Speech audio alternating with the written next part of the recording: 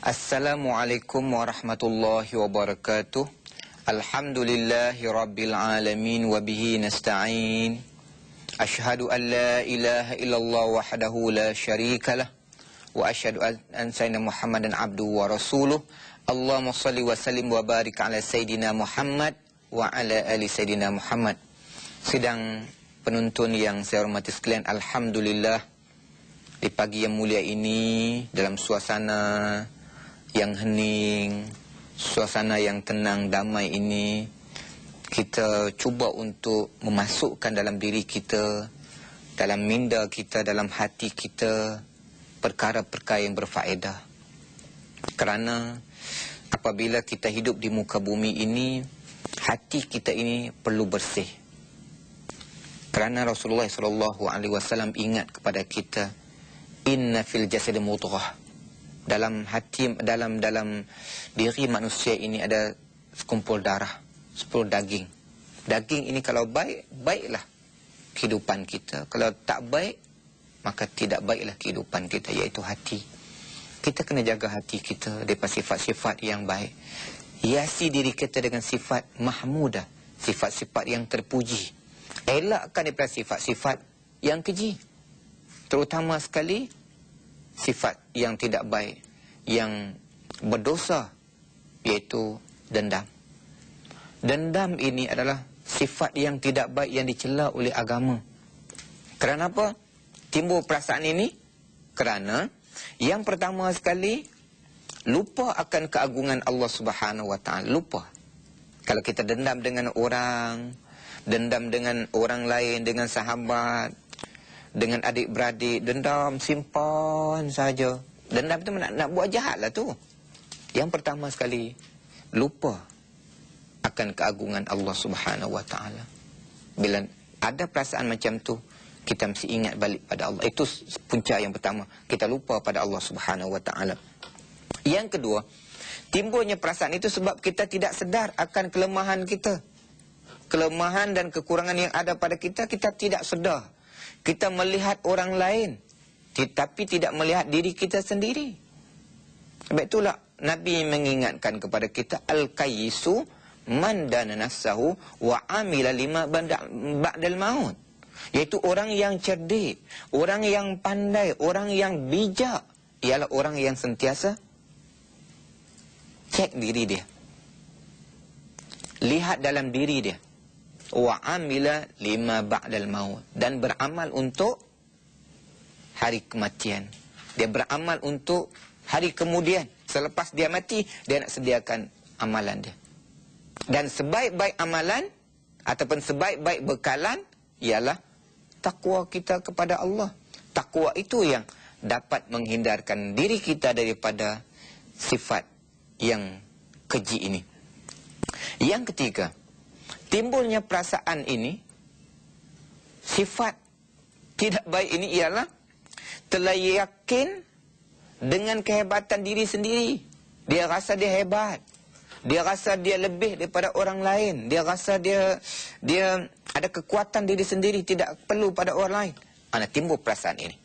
Yang keempat, lupa akan mati. Dia lupa dia akan mati. Dia lupa pada kubur. Dia lupa pada seksa kubur. Dia lupa pada seksa akhirat. Dia lupa seksa neraka. Dia lupa tak?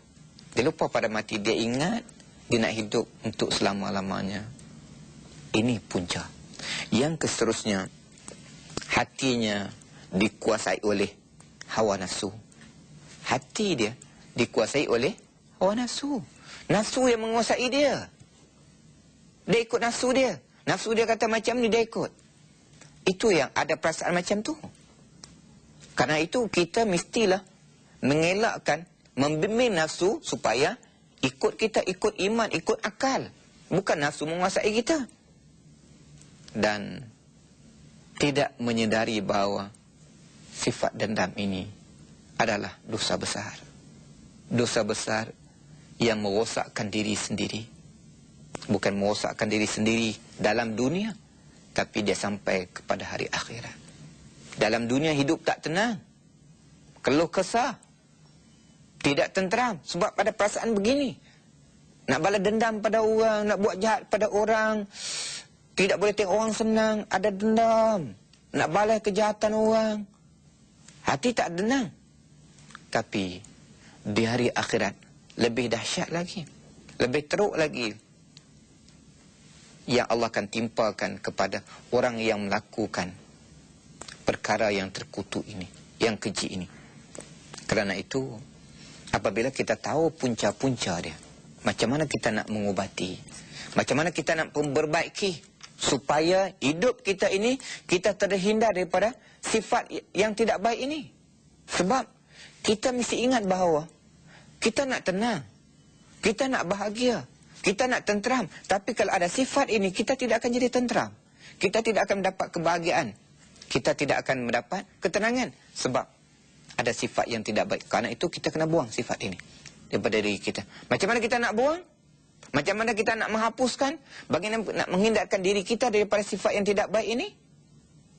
Ada kaedah-kaedah dia. Ada cara-cara dia.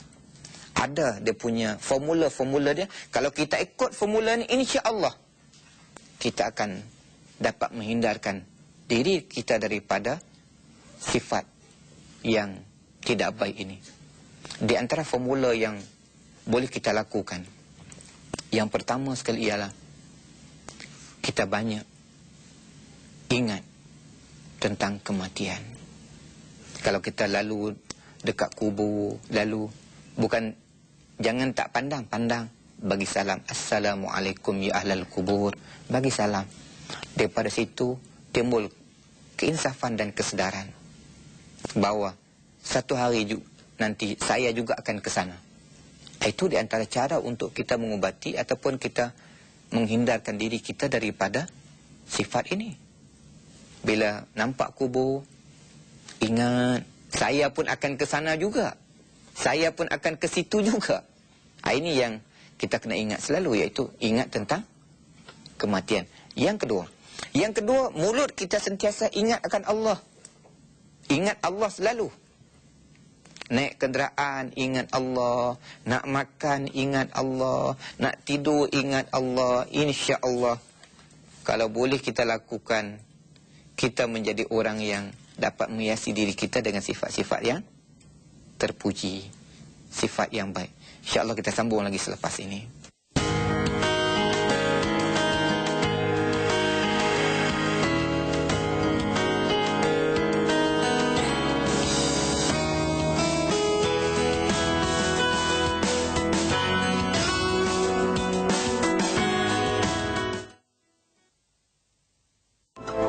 Tuan, puan-puan yang saya hormati sekalian, seterusnya, formula yang seterusnya dapat menghindarkan diri kita daripada sifat yang tidak baik ini, yang seterusnya ialah kita jaga keluhuran hati kita. Hati kita jadi luhur, jadi baik, jadi bagus.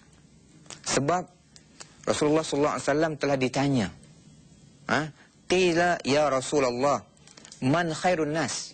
Dikatakan kepada Nabi, ditanya pada Nabi, siapakah manusia yang terbaik? Nabi menjawab, kullu mu'min mahmumil qalb. Orang yang ada hatinya mahmum. Kemudian sahabat tanya lagi, mahmum hati itu apa ya Rasulullah? Maka Nabi menjawab, Nabi bersabda, yang dikatakan hati yang mahmum itu ialah at-taqiyu, orang yang bertakwa. An-naqiyu, orang yang hatinya bersih. Allazi la ghisya fih, yang tidak menipu, wala baghya, yang tidak derhaka, tidak khianat, tidak dengki dan tidak hasad. Itu adalah keluhuran hati. Tidak dengki, tidak dendam, tidak khianat, tidak menipu, tidak hasad. Ini semua adalah hati yang mahmum. Ini yang kita nak hiasi ni. Karena itu Nabi kata, ini orang yang terbaik. Khairun nas, orang yang terbaik ialah hatinya baik. Kita lihat, kita cek diri kita. Ada kita orang yang bertakwa? Kalau okey, ada hati kita bersih, kemudian tidak menipu, tidak derhaka, tidak khianat, Tidak dengki dan tidak ada hasad dan tidak ada dendam. Ini adalah mahmumul qalb, iaitu hati yang mahmum, hati yang bersih. Dan ini adalah orang yang terbaik. Manusia yang terbaik ialah manusia yang hatinya mahmum, iaitu hati yang bersih. Itu saya teringat satu kisah di zaman Rasulullah SAW. Bagaimana Nabi duduk dengan seorang sahabat, dengan sahabat di masjid. Nabi kata, bagi tahu pada sahabat-sahabat dia, akan lalu dari pintu masjid ini seorang ahli syurga. Sahabat pun tunggu, masuk seorang tua yang masih ada kesan wuduk di muka dia, masuk dalam masjid semayang. Besok pula Nabi bagi tahu pada sahabat, akan masuk seorang ahli syurga. Rupanya orang yang sama. Hari yang ketiga pun Nabi kata akan masuk dari pintu ni seorang ahli syurga. Orang yang sama juga. Ada seorang sahabat di kalangan sahabat-sahabat Nabi ini nak melihat apakah amalan yang istimewa yang dilakukan oleh sahabat ini yang Nabi kata dia ahli syurga. Sahabat ni pun minta izin untuk menjadi tetamu dia, bermalam di rumah sahabat ahli syurga ini. Pukul 2 pagi dia lihat, dia intai, dia tengok apa amalan yang istimewa. Dia tengok biasa saja, bangun sembahyang subuh, kemudian bekerja macam biasa. Dia kata mungkin malam ni dia letih. Malam yang kedua mungkin dia bangun, dia sembahyang malam ke, tak juga, macam biasa juga. Bangun subuh, sembahyang macam biasa. Malam ketiga pun sama juga. Dia kata dia tidak nampak pun satu amalan yang istimewa. Apa yang dia buat, itu yang saya buat. Kemudian dia berterus terang kepada sahabat ahli syurga ni, apakah amalan kamu yang Nabi kata kamu ahli syurga? Sahabat itu kata, amalan yang kamu lihat itulah yang saya buat. Tetapi dalam hati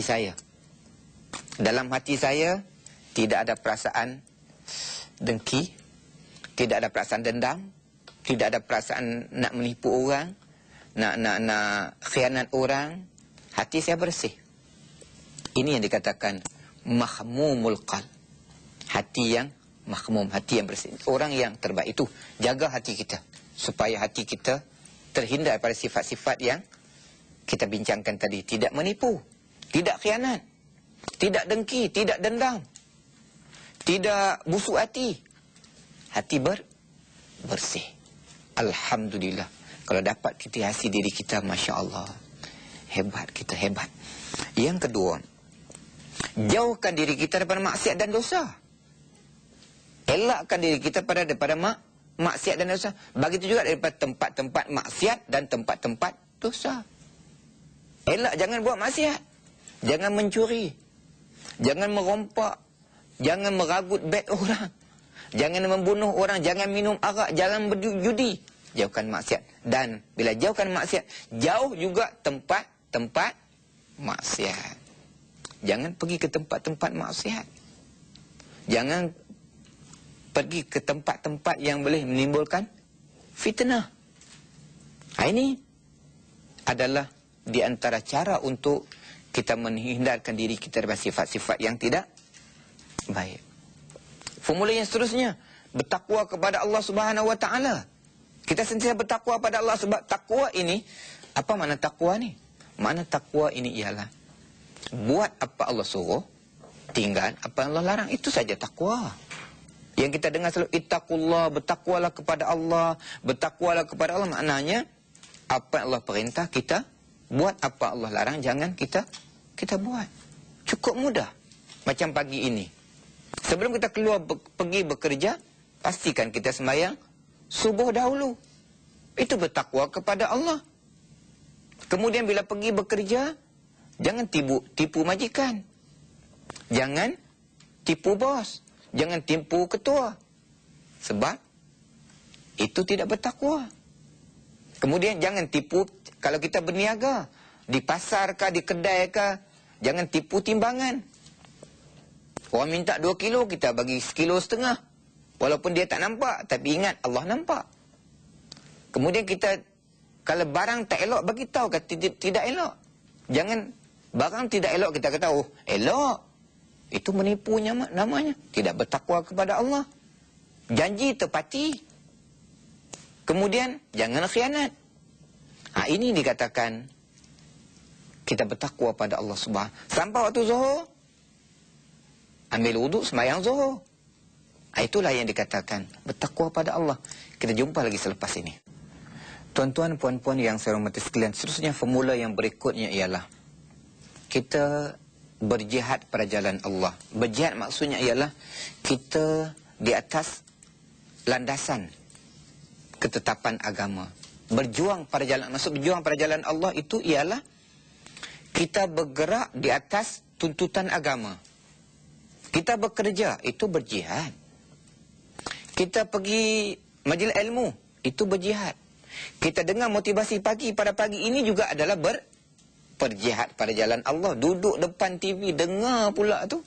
Lebih kurang setengah jam, ini berjihad pada jalan Allah. Walaupun dalam hati kita nak keluar pergi makan, nak keluar pergi, nak buat yang buat, tapi kita berjihad duduk depan TV, dengar motivasi pagi, berjihad pada jalan Allah. Tapi kalau ikut iblis, dia tidak nak. Syaitan dia kata, tak payahlah. Itu dah dengar selalu dah. Tunggulah dulu, muda lagi. Macam-macam dia janji pada kita. Enjoy lah dulu. Besok ada lagi. Itu. Iblis goda kita. Tapi kita tetap nak dengar, nak lihat. Berjihad pada jalan Allah Subhanahu Wa Taala. Mudah saja. Itu disiplin dalam hidup kita. Peraturan mudah sangat. Bangun pagi sembahyang subuh. Zuhur sembahyang zuhur. Asar sebelum pergi main. Pergi jogging ke? Sembahyang asar dulu. Kemudian balik ke rumah sebelum maghrib. Duduk di rumah dengan keluarga. Nak pergi surau, pergi masjid, pergi. Kemudian antara maghrib dengan isya itu penuhi dengan perkara yang baik. Kemudian sampai masuk isya, sembahyang isya. Kemudian baca buku kah, baca Quran kah, bermuzakarah kah, tengok buku anak-anak kah, bawa anak keluar kah, ataupun bawa isteri, anak-anak pergi makan ke, itu semua adalah berjihad pada jalan Allah. Kemudian balik pukul 11, 10:30, pastikan anak-anak tidur. Kemudian besok bangun lagi. Itulah rutin kehidupan kita. Kalau ini dapat kita lakukan, mudah. Kehidupan kita jadi mudah. Tapi yang menjadi masalah ialah banyak orang yang lupa. Yang lupa pada Allah Subhanahu Wa Taala. Dia tergoda dengan godaan syaitan. Dia tergoda dengan godaan nafsu yang membawa kepada keseronokan semata-mata, lupa kepada Allah Subhanahu Wa Taala. Dan yang akhir sekali, formula yang akhir sekali ialah kita juga mesti berdoa pada Allah supaya Allah jauhkan diri kita daripada godaan syaitan, godaan nafsu kita. Berdoa pada Allah Subhanahu Wa Taala. Dan ada doa-doa yang baik yang boleh kita amalkan ialah, ya saya cadangkan pada tuan-tuan puan-puan, rajin-rajin baca maksurat. Maksurat ini tuan-tuan boleh dapat di kedai buku ada. Tanya kedai buku mana maksurat, baca. Itu sebab baik menjadikan amalan selepas kita sembahyang, sebelum kita tidur baca. Baca sedikit pun cukup lah. Sebab dalam tu memang dikumpulkan doa-doa yang diajar oleh Nabi SAW, doa daripada Quran, doa daripada hadis Nabi yang diamankan oleh Nabi, yang dilakukan oleh Nabi supaya kita dapat ikut. Di antara doa itu antaranya yang baik, Allah ma'afini fi badani, Allah ma'afini fi sam'i, Allah ma'afini fi basari, ya Allah sihatkan tubuh badan saya, penglihatan saya, pendengaran saya, ya Allah. Bismillahirrahmanirrahim, la yadurru ma'asmi syai'un fil ardi wa la fis sam'i was-sami'ul alim. Tidak berlaku mudarat di daratan ataupun di lautan, di langit atau di bumi, di mana juga, melainkan dengan izin Allah Subhanahu Wa Taala. Kemudian berlindung daripada Allah, dengan Allah daripada syaitan, daripada hawa nafsu, daripada sifat-sifat yang tidak baik. Semuanya ini adalah doa-doa yang boleh kita lakukan. Kita buat, baca. Kerana yang terbaik sekali yang kita lakukan, yang terbaik sekali ialah kalau boleh lepas maghrib, baca. Sebab waktu malam adalah waktu yang paling baik kita berdoa pada Allah Subhanahu Wa Taala. Cukup baik.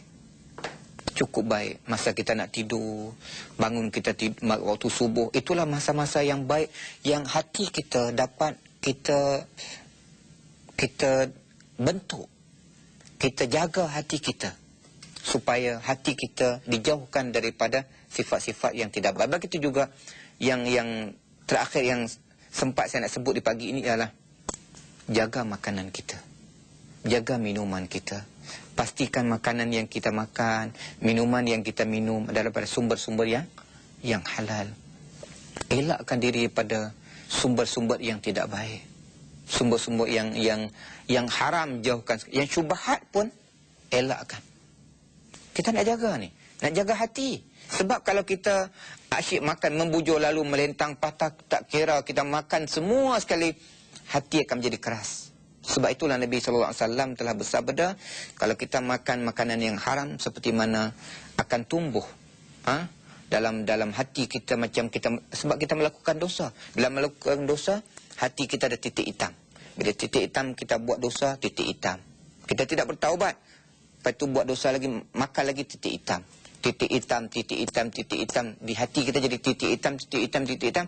Akhirnya hati kita jadi keras macam batu. Bila keras macam batu, orang nasihat pada kita, masuk telinga kanan, keluar telinga kiri. Sebab hati sudah jadi keras, sudah jadi batu, dan keras macam batu. Pada masa itu nasihat tidak berguna lagi. Sebab itulah hati mesti dibersihkan selalu. Hati dibersihkan selalu macam kita sebut tadilah, macam saya sebut tadilah. Ingat Allah, ingat kematian, banyak berzikir, banyak berdoa, bertakwa pada Allah, jauhkan maksiat, jauhkan daripada tempat-tempat maksiat. Dan akhir sekali, iaitu pastikan makanan, minuman yang kita makan, yang masuk ke dalam perut kita adalah daripada sumber-sumber yang benar-benar halal. Bukan was-was, bukan haram, tapi daripada sumber yang halal. Kita bekerja di tempat yang halal, elakkan. Di tempat-tempat yang tidak baik, kita kata, Allah, kalau semua tak boleh buat, ini dosa, ini pahala, sampai bila kita nak maju? Tak. Ingat, rezeki Allah ini luas. Luas rezeki Allah ini. Tapi kalau kita ambil semua sekali, yang halal pun kita ambil, yang haram pun kita ambil, kehidupan kita tidak bermakna dan tidak diberkati oleh Allah Subhanahu Wa Taala. Bila tidak diberkati oleh Allah Subhanahu Wa Taala, pada masa itu doa kita ditolak oleh Allah. Kehidupan kita jadi sempit, sangat sempit kehidupan kita. Betul Allah ingatkan kepada kita, wa man a'rada an zikri fa inna lahu ma'isyatan dhanka. Siapa yang berpaling daripada Allah, jauh daripada Allah, kehidupannya dia bangka, sempit, susah. Walaupun dia ada segala-galanya, tapi dia susah, sempit. Karena itu, kalau kita ada masalah, kita ada problem, kita ada kesulitan, kita mesti ingat, jaga hubungan kita dengan Allah.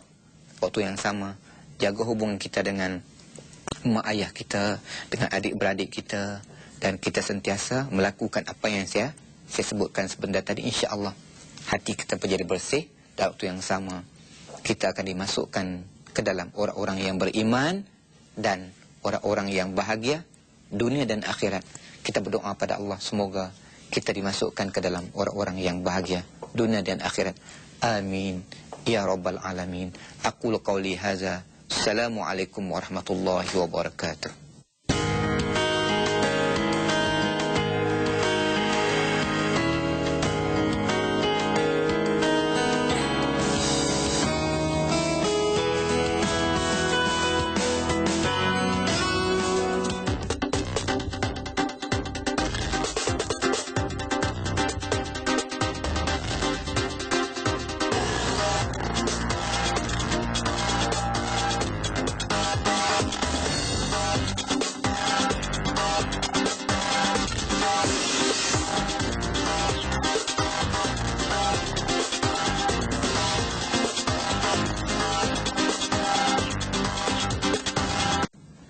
Tuan-tuan, puan-puan yang saya hormati sekalian, seterusnya formula yang berikutnya ialah kita berjihad pada jalan Allah. Berjihad maksudnya ialah kita di atas landasan ketetapan agama. Berjuang pada jalan, maksud berjuang pada jalan Allah itu ialah kita bergerak di atas tuntutan agama. Kita bekerja, itu berjihad. Kita pergi majlis ilmu, itu berjihad. Kita dengar motivasi pagi pada pagi ini juga adalah berjihad pada jalan Allah. Duduk depan TV, dengar pula tu. Lebih kurang setengah jam, ini berjihad pada jalan Allah. Walaupun dalam hati kita nak keluar pergi makan, nak keluar pergi, nak buat yang buat, tapi kita berjihad, duduk depan TV, dengar motivasi pagi, berjihad pada jalan Allah. Tapi kalau ikut iblis, tidak nak. Syaitan dia kata, tak payahlah. Itu dah dengar selalu dah. Tunggulah dulu, muda lagi. Macam-macam dia janji pada kita. Enjoy lah dulu. Besok ada lagi. Itu.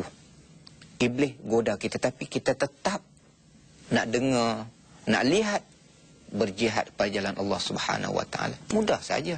Itu disiplin dalam hidup kita. Peraturan mudah sangat. Bangun pagi sembahyang subuh. Zuhur sembahyang zuhur. Asar sebelum pergi main. Pergi jogging ke? Sembahyang asar dulu. Kemudian balik ke rumah sebelum maghrib. Duduk di rumah dengan keluarga. Nak pergi surau, pergi masjid, pergi. Kemudian antara maghrib dengan isya itu penuhi dengan perkara yang baik. Kemudian sampai masuk isya, sembahyang isya. Kemudian baca buku kah, baca Quran kah, buat muzakarah kah, tengok buku anak-anak kah, bawa anak keluar kah, ataupun bawa isteri, anak-anak pergi makan kah. Itu semua adalah berjihad pada jalan Allah. Kemudian balik pukul 11, 10:30, pastikan anak-anak tidur. Kemudian besok bangun lagi. Itulah rutin kehidupan kita. Kalau ini dapat kita lakukan, mudah. Kehidupan kita jadi mudah. Tapi yang menjadi masalah ialah banyak orang yang lupa. Yang lupa pada Allah Subhanahu Wa Taala. Dia tergoda dengan godaan syaitan. Dia tergoda dengan godaan nafsu yang membawa kepada keseronokan semata-mata, lupa kepada Allah Subhanahu Wa Taala. Dan yang akhir sekali, formula yang akhir sekali ialah kita juga mesti berdoa pada Allah supaya Allah jauhkan diri kita daripada godaan syaitan, godaan nafsu kita. Doa pada Allah Subhanahu Wa Taala. Dan ada doa-doa yang baik yang boleh kita amalkan ialah, ya, saya cadangkan pada tuan-tuan puan-puan, rajin-rajin baca maksurat. Maksurat ini tuan-tuan boleh dapat di kedai buku ada. Tanya kedai buku mana maksurat, baca. Itu sebab baik menjadikan amalan selepas kita sembahyang, sebelum kita tidur baca. Baca sedikit pun cukup lah. Sebab dalam tu memang dikumpulkan doa-doa yang diajar oleh Nabi SAW, doa daripada Quran, doa daripada hadis Nabi yang diamankan oleh Nabi, yang dilakukan oleh Nabi supaya kita dapat ikut. Di antara doa itu antaranya yang baik, Allah ma'afini fi badani, Allah ma'afini fi sam'i, Allah ma'afini fi basari, ya Allah, sihatkan tubuh badan saya, penglihatan saya, pendengaran saya, ya Allah. Bismillahirrahmanirrahim, la yadurru ma'asmihi syai'un fil ardi wa la fis sam'i was sami'ul alim. Tidak berlaku mudarat di daratan ataupun di lautan, di langit atau di bumi, di mana juga, melainkan dengan izin Allah Subhanahu Wa Taala. Kemudian berlindung daripada Allah, dengan Allah daripada syaitan, daripada hawa nafsu, daripada sifat-sifat yang tidak baik. Semuanya ini adalah doa-doa yang boleh kita lakukan. Kita buat, baca. Kerana yang terbaik sekali yang kita lakukan, yang terbaik sekali ialah kalau boleh lepas maghrib, baca. Sebab waktu malam adalah waktu yang paling baik kita berdoa pada Allah Subhanahu Wa Taala. Cukup baik. Cukup baik. Masa kita nak tidur, bangun kita tidur, waktu subuh, itulah masa-masa yang baik, yang hati kita dapat kita bentuk. Kita jaga hati kita supaya hati kita dijauhkan daripada sifat-sifat yang tidak baik. Begitu juga yang terakhir yang sempat saya nak sebut di pagi ini ialah jaga makanan kita, jaga minuman kita. Pastikan makanan yang kita makan, minuman yang kita minum adalah pada sumber-sumber yang halal. Elakkan diri pada sumber-sumber yang tidak baik, sumber-sumber yang haram jauhkan. Yang syubhat pun elakkan. Kita nak jaga ni, nak jaga hati. Sebab kalau kita asyik makan, membujur lalu melentang patah, tak kira kita makan semua sekali, hati akan menjadi keras. Sebab itulah Nabi SAW telah bersabda, kalau kita makan makanan yang haram, seperti mana akan tumbuh dalam hati kita macam kita, sebab kita melakukan dosa. Bila melakukan dosa, hati kita ada titik hitam. Bila titik hitam, kita buat dosa, titik hitam. Kita tidak bertaubat, lepas tu buat dosa lagi, makan lagi, titik hitam. Titik hitam, titik hitam, titik hitam. Di hati kita jadi titik hitam, titik hitam, titik hitam.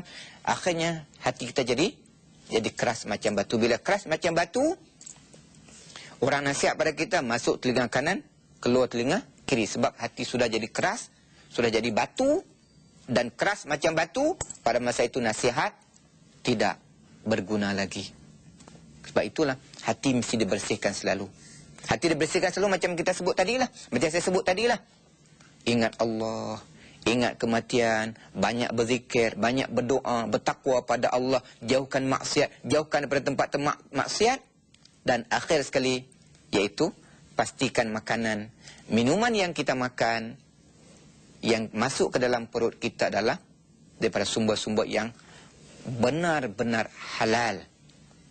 Bukan was-was, bukan haram, tapi daripada sumber yang halal. Kita bekerja di tempat yang halal, elakkan. Di tempat-tempat yang tidak baik, kita kata, Allah, kalau semua tak boleh buat, ini dosa, ini pahala, sampai bila kita nak maju? Tak. Ingat, rezeki Allah ini luas. Luas rezeki Allah ini. Tapi kalau kita ambil semua sekali, yang halal pun kita ambil, yang haram pun kita ambil, kehidupan kita tidak bermakna dan tidak diberkati oleh Allah Subhanahu Wa Taala. Bila tidak diberkati oleh Allah Subhanahu Wa Taala, pada masa itu doa kita ditolak oleh Allah. Kehidupan kita jadi sempit, sangat sempit kehidupan kita. Betul Allah ingat kepada kita, wa man a'rada an dzikri fa inna lahu ma'isyatan dhanka. Siapa yang berpaling daripada Allah, jauh daripada Allah, kehidupannya dia bangka, sempit, susah. Walaupun dia ada segala-galanya, tapi dia susah, sempit. Karena itu, kalau kita ada masalah, kita ada problem, kita ada kesulitan, kita mesti ingat, jaga hubungan kita dengan Allah. Waktu yang sama, jaga hubungan kita dengan mak ayah kita, dengan adik-beradik kita. Dan kita sentiasa melakukan apa yang saya sebutkan sebentar tadi. InsyaAllah hati kita menjadi bersih. Dan waktu yang sama, kita akan dimasukkan ke dalam orang-orang yang beriman dan orang-orang yang bahagia dunia dan akhirat. Kita berdoa pada Allah, semoga kita dimasukkan ke dalam orang-orang yang bahagia dunia dan akhirat. Amin ya rabbal alamin. Aqulu qawli hadza. Assalamualaikum warahmatullahi wabarakatuh.